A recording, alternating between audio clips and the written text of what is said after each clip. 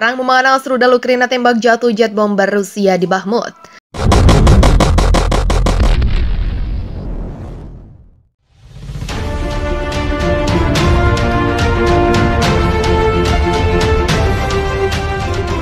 Unit pasukan rudal anti pesawat Ukraina menembak jatuh jet tempur pengebom Su-24M Rusia di dekat kota timur Bakhmut. Kementerian Pertahanan Ukraina menuturkan jet tempur Rusia tersebut hancur sekitar pukul 13.30 waktu setempat. Namun CNN tidak dapat memverifikasi klaim tersebut secara independen. Laporan itu muncul saat Wakil Menhan Ukraina Hanna Maliar mengatakan negaranya akan memperjuangkan Bakhmut selama kita membutuhkannya terkait tugas pertahanan. Kami membela Bakhmut dengan sepenuh hati seperti wilayah lain. Penggunaan kekuatan dan sarana ditentukan bukan oleh kepentingan politik tetapi oleh sumber daya yang dibutuhkan untuk mengusir musuh dan melakukan misi tempur di daerah ini. Maliar mengatakan pertempuran di Bakhmut bukanlah kiamat. Bakhmut telah menjadi titik pertempuran Rusia vs Ukraina selama beberapa bulan terakhir. Kota industri di timur Ukraina itu telah menjadi target Rusia sejak lama namun terkendala perlawanan pasukan Ukraina yang sengit. Menurut pemerintah Moskow, dengan menguasai Bakhmut, Rusia akan lebih mudah merebut seluruh kawasan industri di Donbas dan perbatasannya. Namun pandangan tersebut berbeda dari pendapat sejumlah pengamat barat. Selain itu, Bakhmut berada di lokasi yang strategis. Jika pasukan Rusia berhasil menguasai kota ini, mereka bisa melancarkan serangan artileri ke tempat penting seperti Kramatorsk dan Slovian. Saat ini pasukan Rusia dilaporkan mengontrol akses ke Bakhmut dan kota terdekat lain seperti Avdiivka dari tiga sisi. Perang antara Rusia dan Ukraina belum juga mereda. Jerman adalah salah satu negara yang gencar mengirimkan bantuan militer untuk Ukraina. Pada Januari 2023 lalu, Jerman dikabarkan akan mengirim paket bantuan militer sebesar 1 miliar euro kepada Ukraina.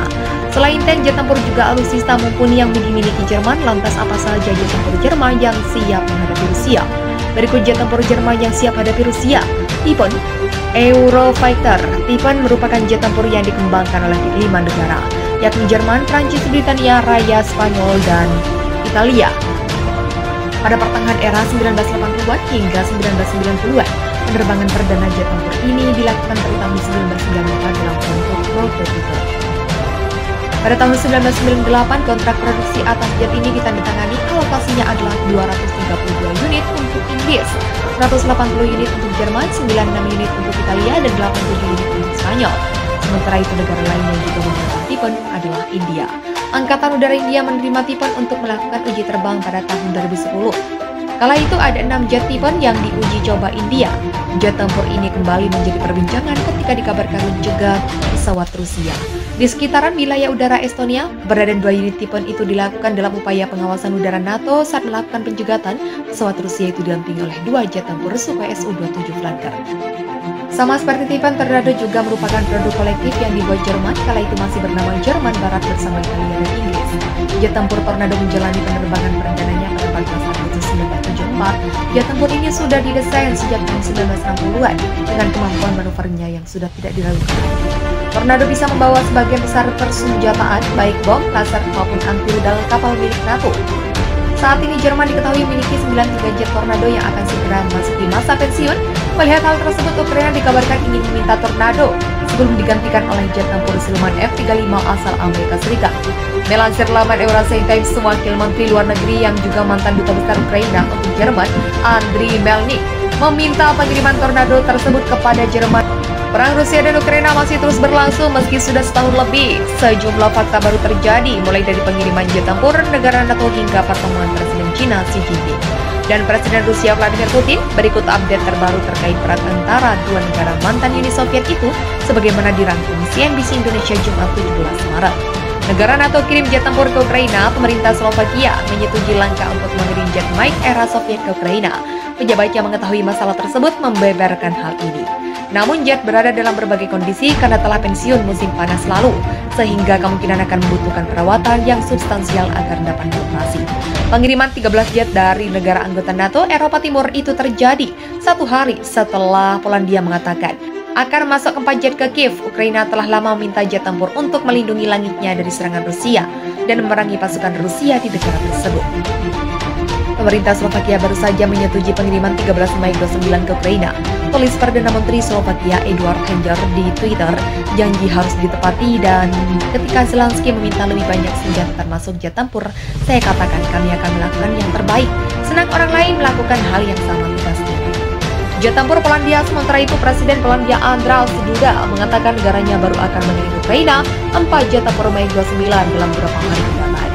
Wartawan Sekutu Kiev pertama yang menyediakan pesawat semacam itu pertama secara harfiah dalam beberapa hari ke depan. Kami akan menyerahkan sejauh yang saya ingat 4 pesawat ke Ukraina dalam keadaan berfungsi penuh, kata Andrzej Duda dalam konferensi. Sisanya sedang disiapkan dilayani tugasnya. PM Polandia Mateusz Morawiecki mengatakan bahwa pengiriman dapat dilakukan dalam 4 hingga 6 minggu. Duda mengatakan bahwa Polandia memiliki sekitar 10-20 jet MiG-29. Xi Jinping ketemu Putin di Rusia. Presiden China Xi Jinping akan melakukan perjalanan ke Rusia pekan depan. Ini akan menjadi kunjungan kenegaraan pertama Xi setelah negara tersebut menginvasi Ukraina. Ini akan menjadi perjalanan luar negeri pertamanya sejak dia memenangkan masa jabatan ketiga sebagai presiden awal bulan ini. Xi akan bertukar pendapat tentang masalah internasional dan regional utama dengan Presiden Rusia Vladimir Putin selama kunjungannya ke Rusia, kata Kementerian Luar Negeri Cina mengutip Straits Times. Juru bicara Wang Wenbin pada jumpa pers reguler menyebut tujuan dari kunjungan Xi tersebut untuk lebih memperdalam kepercayaan bilateral Cina-Rusia. Wang juga menambahkan kunjungan Xi sebagian untuk mempromosikan perdamaian, meskipun tidak secara eksplisit menyebutkan perang Ukraina. Selama perjalanan, Xi diperkirakan akan membahas catatan 12 poin Cina yang baru-baru ini dirilis untuk mengakhiri perang Ukraina, yakni sebuah dokumen yang ditolak oleh sebagian besar pemerintah Barat. Selama pembicaraan mereka akan membahas isu-isu topikal tentang pengembangan lebih lanjut hubungan kemitraan komprehensif dan kerjasama strategis antara Rusia dan Cina, katakan. Presiden Ukraina Volodymyr Zelensky dan PM Inggris Rishi Sunak berbicara tentang perempuan di garis depan di Ukraina, termasuk bantuan berkelanjutan Inggris ke negara tersebut. Saya memberitahu dia tentang situasi di depan pertahanan Bakhmut, kata Zelensky dalam tweet. Bertukar pandangan tentang acara internasional baru-baru ini seperti biasa, kami mendapatkan hasil nyata dalam meningkatkan pertahanan dan dukungan ekonomi untuk Ukraina, jelasnya. Situasi Bakhmut. Kementerian Pertahanan Inggris dalam pembaruan intelijen hariannya menyebut pasukan Rusia dan grup Wagner telah menguasai kota Bakhmut di Ukraina Timur. Dalam beberapa hari terakhir, pasukan Rusia dan grup Wagner telah memperoleh pijakan di Bakhmut yang diperebutkan di Donbas. Selama seminggu sebelumnya, sungai telah menandai garis depan. Angkatan bersenjata Ukraina terus mempertahankan bagian barat kota, tulis kementerian itu di Twitter. Namun kementerian itu mengatakan Rusia melakukan beberapa tindakan ofensif tingkat rendah yang terlihat setidaknya sejak Januari 2023. Itu mungkin karena pasukan Rusia untuk sementara menghabiskan kekuatan tempur formasi yang dikerahkan sedemikian rupa sehingga bahkan tindakan ofensif lokal saat ini tidak berkelanjutan, dan para pemimpin Rusia kemungkinan besar akan berusaha meregenerasi potensi ofensif pasukan setelah personel dan persediaan amunisi diisi ulang, jelasnya.